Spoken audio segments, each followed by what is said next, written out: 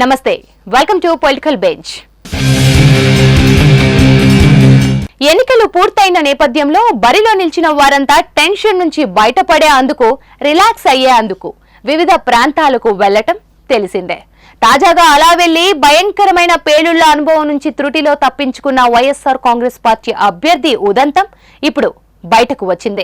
Anakapalli YSR Congress party అభ్యర్థిగా బరిలో ఉన్న గుడివాడ అమర్నాథ్ ప్రస్తుతం శ్రీలంకలోనే ఉన్నారు.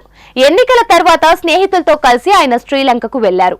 ఆయన బస చేసిన కింగ్స్ జ్యూరీ హోటల్ కు అత్యంత సమీపంలోనే బాంబు పేలుళ్లు చోటు చేసుకున్నాయి. త్రుటిలో వారు పేలుళ్ల నుంచి తప్పించుకున్న వైనం వారు తాజాగా వెల్లడించారు. పేలుళ్లు చోటు చేసుకున్న వెంటనే శ్రీలంక నుంచి తిరుగు ప్రయాణమయ్యారు. దేవుడి ఆశీస్సులు, ప్రజల అభిమానమే తాను పేలుళ్ల నుంచి త్రుటిలో తప్పించుకున్నట్లుగా అమర్నాథ్ చెప్పారు.